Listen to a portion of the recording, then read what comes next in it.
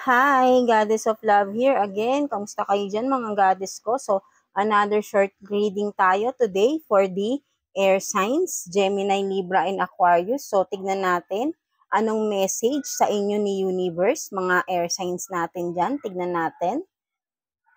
Kuha tayo ng 3 cards for the air signs, Gemini, Libra, and Aquarius, no? So, tignan natin anong message ni Universe, ni God sa inyo, no? Earth signs. So, let's see. Mamaya na, tingnan natin kung ano yan. Para sa ating earth signs, Gemini, Libra, and Aquarius. So, you have this decluttering, rehabilitation, and create and progress. So, for some of you, earth signs, Gemini, Libra, and Aquarius, you have this decluttering. So, maybe for some of you is literal na nag-resign na sa inyong work, no? Kung makikita mo rito is parang haggard na ikaw, no? Earth signs, no? So, but then you have this glass of wine here, no? So, parang you are celebrating pa, no? Even though na parang haggard ka na, no? Kasi at least, parang at last, you felt freedom na no? Kumbaga siguro pagod na pagod ka na dito sa iyong ginagawa dito, sa iyong work, no? So for some of you, no? So parang sinasabi sa iyo dito ni Universe is, yes, tama yung ginawa mo, air sign, na nag-turn back ka na dyan sa iyong job man o career, di ba? Or sa isang sitwasyon, di ba? Pwede rin na you turn your back na-realize mo na rin na nauubos ka na, no? Something like that, no? So, it's time for you to move out, no?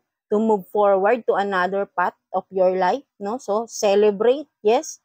You have to celebrate dahil at least nakaalis ka na sa nagpapahirap sa'yo, no? Earth sign, so, yeah.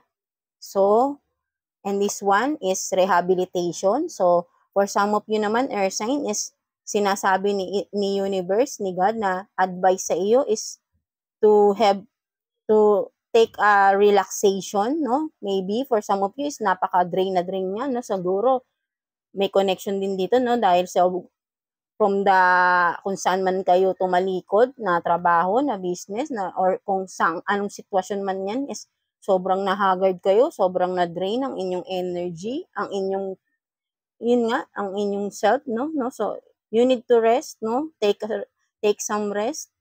'Di ba? 'Di ba ito, kumbaga nagkulang kayo sa tulog, no? Kung ano man yung pinagdaanan niyo, no, collective, no. So, yeah, ina-advisean kayo na mag-rest kayo. You need some rest, no. Alagaan yung sarili niyo, air signs, no.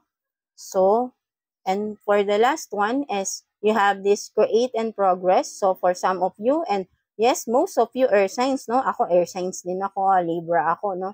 So, sinasabi sa inyo ni Universe, ang message is advice to, I think, is this is you have this creativity of yours, no, air signs. So it's time for you to pursue that, to discover the skills you have, no, or to enhance, 'di ba? Palawakin mo ano man itong skills mo, 'di ba? Gain more knowledge about your skills, and then eventually magpo-progress ito. These skills of yours will help you to progress yourself, 'di ba? Your life, magbabago ang buhay mo once na kumbaga dito sa creativity mo, ito yung tutulong sa pagbabago ng buhay mo, air sign. So, yeah, explore your creativeness, no?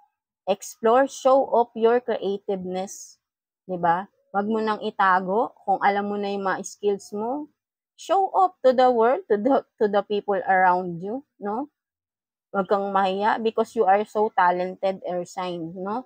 So, ayan ang makakatulong sa iyo para mapaunlad ang buhay mo.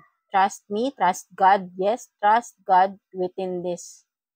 You are talented, earth sign. So, yeah, that's it. So, ayan ang message sa inyo ni Universe, no? I hope naka-resonate kayo, earth sign. So, yeah, thank you for watching. And yes, see you again sa next reading natin. And please like and subscribe sa ating channel, mga earth signs. And yes, God bless you all. And yes, thank you, Air Signs.